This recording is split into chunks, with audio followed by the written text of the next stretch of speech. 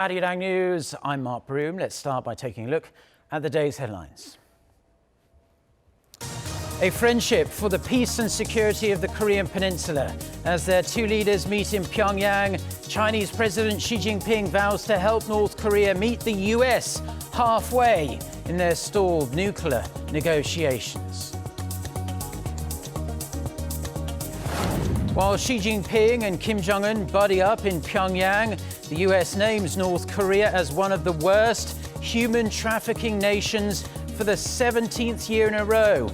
Also on the list, China. Plus, tensions hit fresh highs in the Middle East as the US military slams what it describes as an unprovoked attack in international airspace after Iran downed an American drone. President Trump looks to downplay the incident. So we are going to start today with the big summit in Pyongyang that happened on Thursday, in the first trip to the North Korean capital by a Chinese leader in 14 years. Chinese President Xi Jinping agreed with his North Korean counterpart Kim Jong-un that they need to continue to cooperate to solve key issues on the Korean Peninsula. Lee Ji-won starts us off. During North Korean leader Kim Jong-un's first summit with Chinese President Xi Jinping in Pyongyang, Kim expressed his frustration with the currently stalled denuclearization talks with the United States. According to China's state-run CCTV, Kim said the regime has been taking lots of active measures first to ease the tension in the region over the past year. But it hasn't received positive responses from the party concerned, which is not what the North wants to see. The party concerned being the U.S. However, Kim added that the North remains patient while hoping Washington will work with Pyongyang to find solutions that accommodate each other's legitimate concerns and push for results from the dialogue process.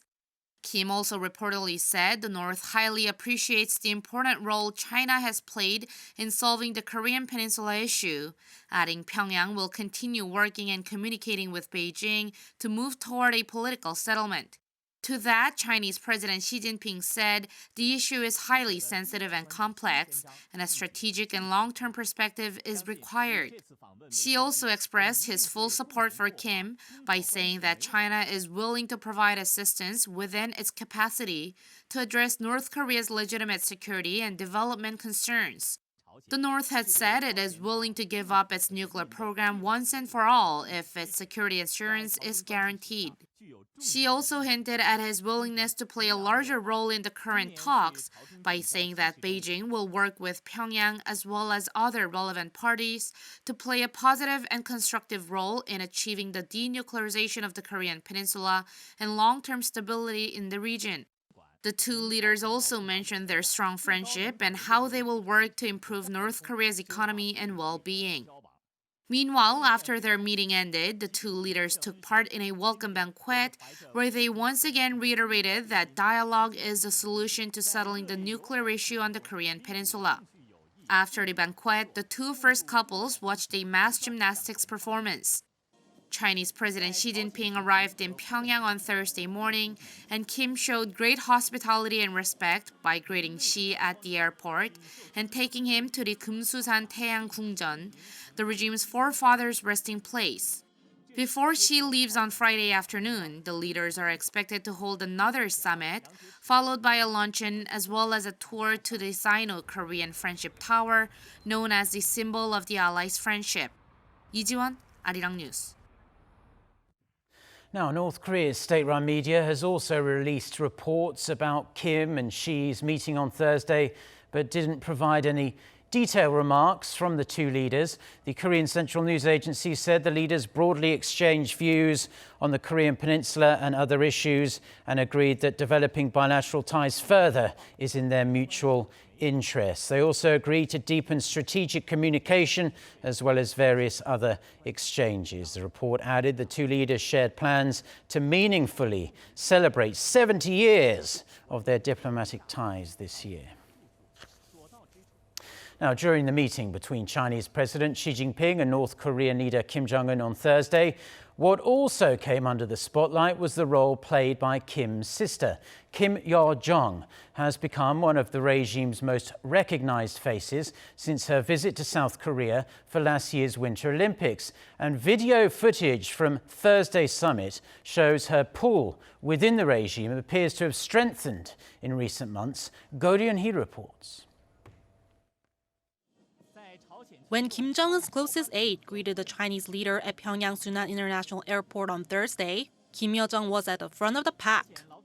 The North Korean leader's sister, who also serves as a senior Workers' Party official, was the seventh person in line composed of key figures to shake hands with President Xi. Standing next to her was high-ranking General Kim Young-chul. This is different from Kim Yo-jong's previous role when she was in charge of protocol, usually appearing before the official schedule. For instance, prior to the North Korea-US summit in February in Hanoi, she took care of preparations at Dong Dang Station in Vietnam before Kim Jong-un appeared in front of the crowd. It's worth noting that she didn't appear in public for around 50 days until recently at a gymnastics and arts performance. After the talks in Hanoi collapsed, which raised speculation she'd been disciplined or sidelined. However, her elevated role within the regime's power structure was strongly implied when North Korea expressed condolences to South Korea over the death of former First Lady Lee Hee-ho. Kim Yo-jong came to the inner Korean Jewish village of Panmunjom along with another senior North Korean official to hand over flowers and messages to South Korean security officials. She was escorted by bodyguards, confirming her high status, considering the deputy directors generally aren't protected by guards.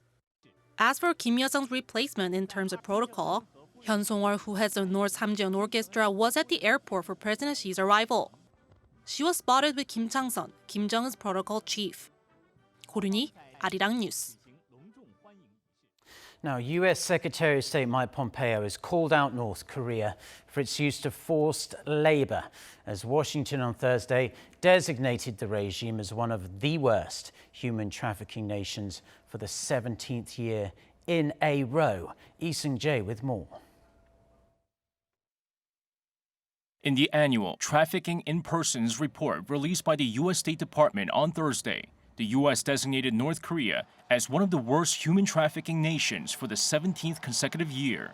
The report details abuses by the Pyeongyang government, including its forced mobilization of adults and school children to work in factories and other sectors, and its egregious human rights violations that can fuel trafficking in neighboring China. The designation was given due to the fact that North Korea does not fully meet the minimum standards for the elimination of trafficking and is not making significant efforts to do so. The report added the government continues state-sponsored human trafficking through forced labor in mass mobilizations of adults and children in prison camps as part of an established system of political repression in labor training centers and through its exportation of forced labor to foreign companies. During the report's launch ceremony on Thursday, U.S. Secretary of State Mike Pompeo slammed the regime, saying Pyongyang subjects its own citizens to forced labor both at home and abroad, and then uses proceeds to fund what he called nefarious activities. Along with North Korea, the State Department's latest report also named China, Iran, and Russia among other nations in the lowest Tier 3 category. Lee Seung-jae, Arirang News.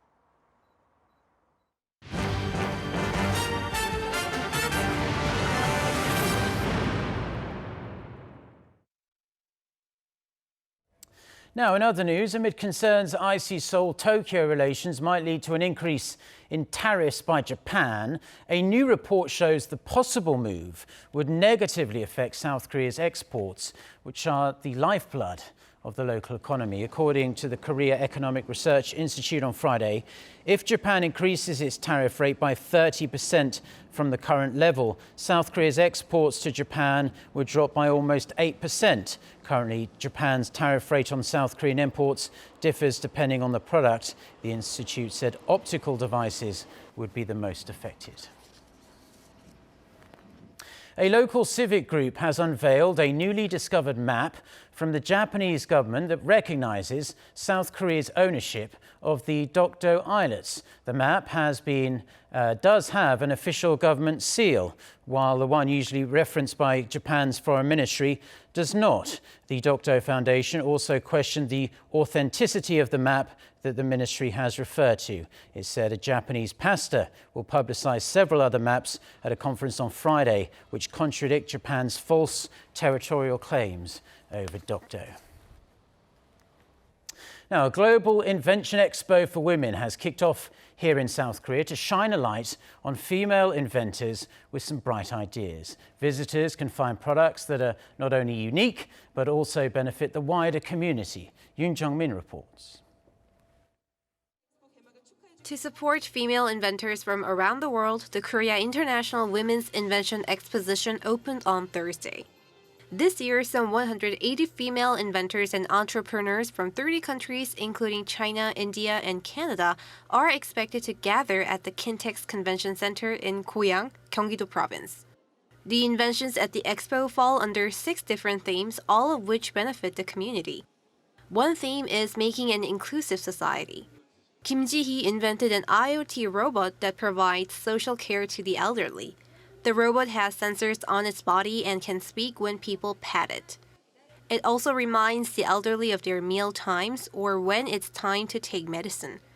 Kim expects this AI robot doll to be a great help to the elderly who live alone.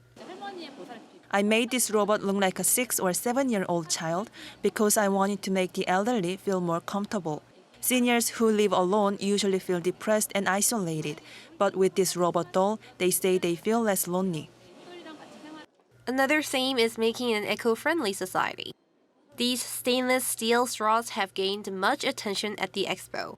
They can help reduce the use of plastic straws because they can be divided in half so that people can wash and reuse them. Other inventions combined tradition and modernity. Under the theme of tradition, crafts, and future, speaker equipment is decorated with Korean traditional patterns made using mother of pearl.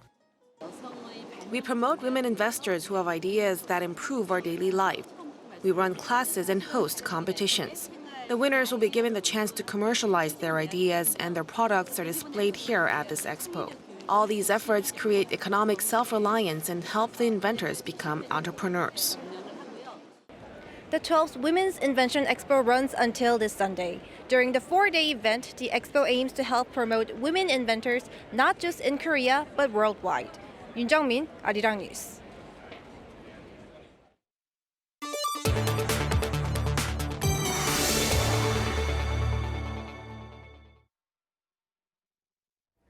Now, US President Donald Trump is trying to downplay the dramatic escalation in tensions between Tehran and Washington after Iran shot down a US spy drone on Thursday. For more on this and other news from around the world, let's turn to our Hong Yu. So Iran claims this drone was over their territory when it was downed.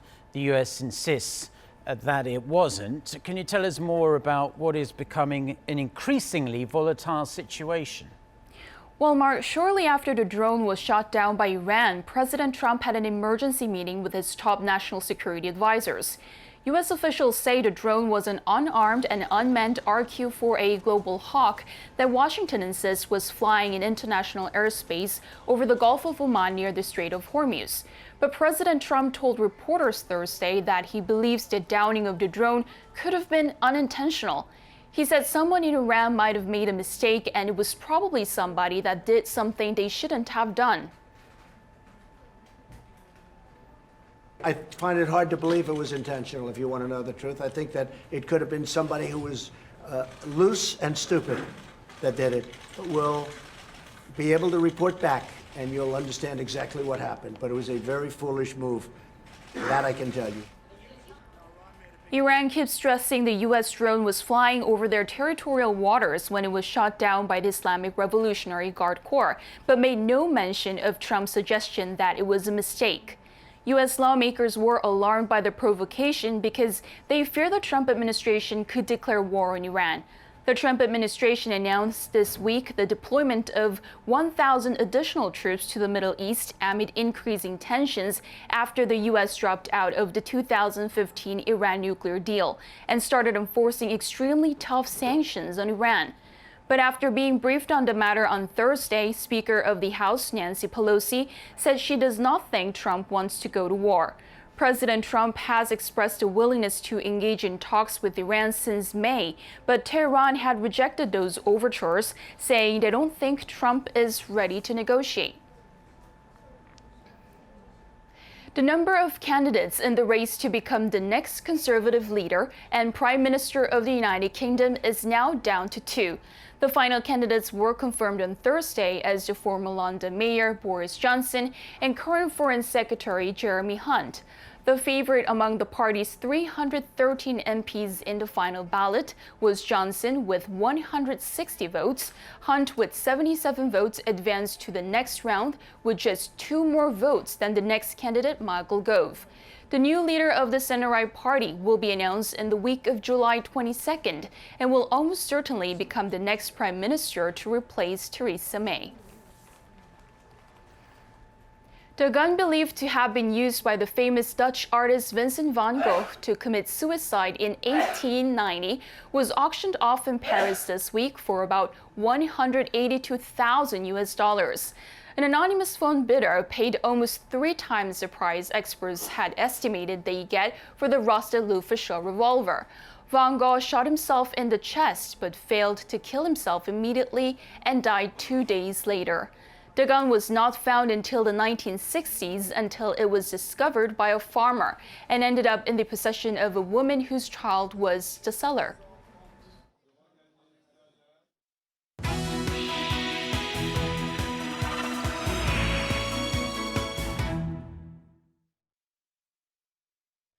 Time now for our Life and Info segment where we focus on information useful for your everyday life. Today we're going to talk about a new consumption trend here in South Korea where people are opening up their wallets more just for some extra peace of mind. For that, I'm happy to say we have our Kim Dami in the studio with us, who's promised not to sneeze during this segment. Dami, so what's this new trend all about and what prompted it? So people prioritize their peace of mind. So meaning people are willing to and intend to spend their money on products, perhaps even those that are more expensive, that are proven safe, especially in this era of distrust among consumption, production and manufacturing. Yeah, that makes sense. There have been a number of cases in Korea. I remember one in relation to mattresses, that there were some concerns they might have some limited amount of radioactive material in them. There's also been some scandals over sanitary pads for women that made some women rather ill. And also, yes, the powdered milk formula for babies. That was a big thing a couple of years ago. Right. So ever since people found out their everyday products that they use themselves and even with their family can be harmful and even toxic, consumers are now making more careful and conscious spending decisions, especially when it comes to our daily source of energy, food, like one of Koreans' most beloved dishes, fried chicken. A local chicken franchise only fries 58 portions of chicken with the same batch of oil to ensure customers their chickens are cooked with clean, fresh oil. And after cooking the 58th portion of chicken, the old oil is replaced. And Dami, when you talk about that, we must mention that there have been some cases in Korea where that's made the news, that chicken places have been recycling their oil over and over again. Unfortunately. And it just doesn't taste the same. No, it tastes no, awful. It doesn't. It doesn't look the same either. Right. So under the chicken order system, your chicken is served with a sticker that indicates when your chicken was cooked. Along with delicious food, the sticker seems to mean more than just a number to customers. I've heard some chicken places only replace their oil once every 3 or 4 days, but just knowing they use new oil after every 58 portions gives us peace of mind, especially when we're eating it. So there's no specific safety reason why 58 is such an important number. It's just a way of them showing that they change the oil regularly, so the customers have the peace of mind that we're talking about. Right. So it is interesting that people are making these conscious consumer decisions these days, even on products that cost $10 to $15, like a piece of fried chicken. Exactly. And it's not just food. People have become even more conscious of potential problems. So consumers are especially careful when it comes to shopping for what they need for 1/3 of their life. Mattresses. So as soon as the radon-emitting mattresses scandal occurred in South Korea last year, safety concerns and complaints related to mattresses rocketed over 700% compared to the previous year. So responding to the deep concerns and mistrust among consumers, a bedding company has publicized its mattress lab where people can actually see and experience how their beds are built. So something that you don't normally get to witness. Factory tours are already all booked until August. That's how much people are interested in seeing the products in real life, especially how they are developed and in what type of environment they're manufactured. So we all are aware of how misleading advertisements can be, but people can learn about products and see with their own eyes that what they're going to purchase is safe and good to go. I'm a newlywed looking for a new bed for a new home. Because I can see how my bed is produced, I can tell that it's safe. Mattresses are quite expensive, but I've decided to invest in one after the tour today.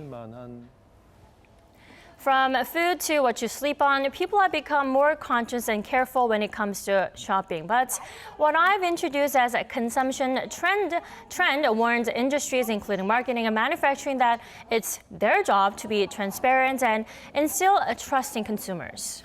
Yeah, it's good to see that consumers are the ones driving this focus on safety, because there are still some aspects to do with manufacturing in South Korea that could do with the more stringent safety regulations and whatnot. So it's good to see, and transparency is always a good thing. Of course, transparency and safety. Yes, and be careful when you go online as well, because I think there's lots of fake products knocking around there. You think you're getting a good price, but if it's going to make you ill or cause some other problem, then it's really not going to be worth it, is right. it? Okay, Dami, thank you very much for your report, and we very much look forward to seeing you again next time. Anytime. Thanks for having me.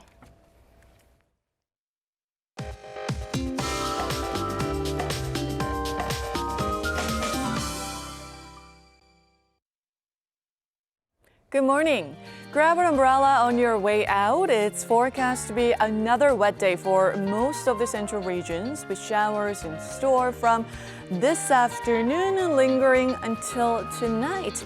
Meanwhile, parts of the Gyeongsang provinces and their surrounding regions could see sporadic showers during the day.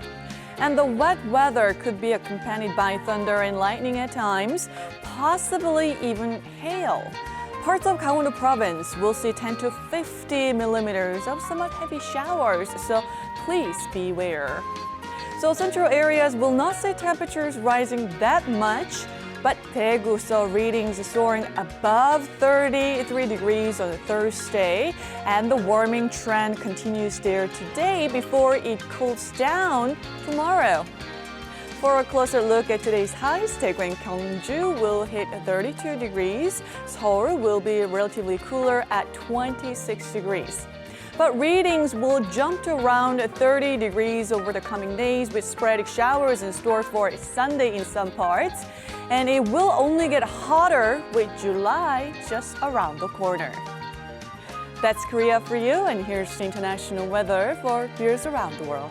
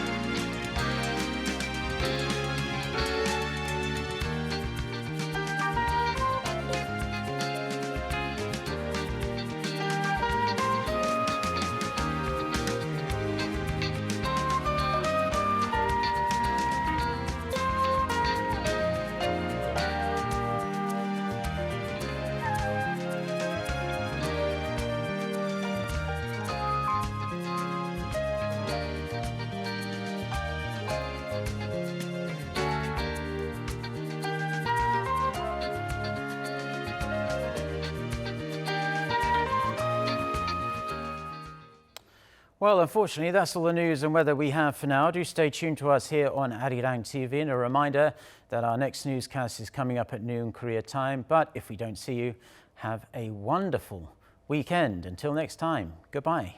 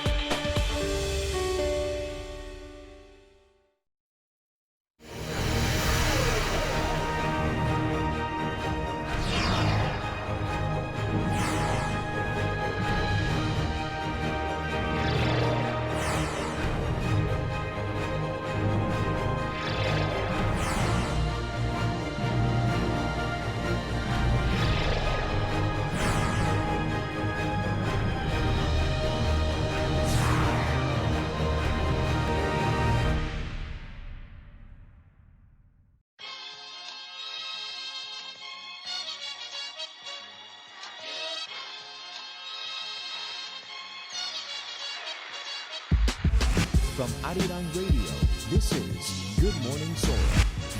Arirang. You're listening to Music Access. What's up? We also got a lot of fun things coming for you later on in the show. What's up, guys? Benji! What are we doing here? Ladies and gentlemen, let me introduce you to the one and only Arirang Radio, a brand new studio!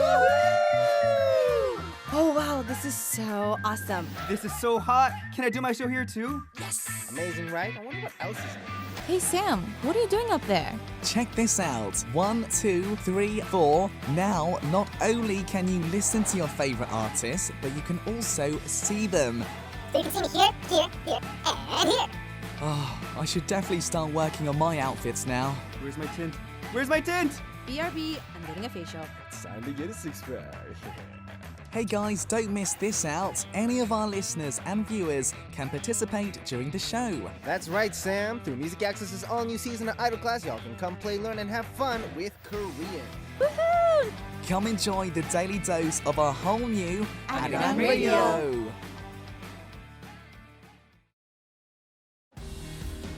Money Monster introduces a variety of new technologies developed in Korea, as well as the smart changes they have brought to people's lifestyles. This week on Money Monster, we introduce the industrial safety technology which protects the lives of industrial workers who are exposed to various risks such as chemicals, fast-moving machines, and works on high floor. Also, explore energy prosumers who will help not only reduce electricity cost by generating electricity, but also generate profit by selling electric power. And we look into the smart ocean infrastructure, which reveals the potential of future ocean technologies such as marine navigation and smart aqua farm, as the traditional ocean industry has been converged with ICT. Be sure to tune in and join us.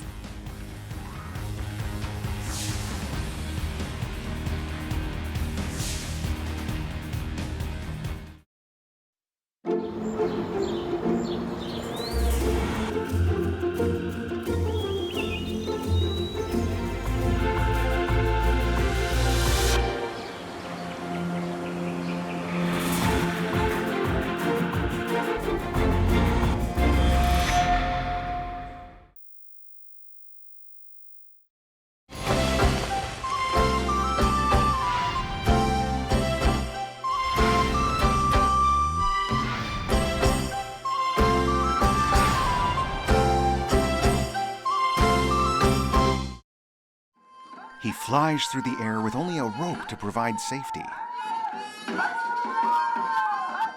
Jultagi tightrope walking is performed by a clown who displays various skills on top of a rope that's been hung high up in the air, while making jokes and singing. It's an act that touches the hearts of the people with its diversity. A composite art performed by a clown that tells the story of life on a rope.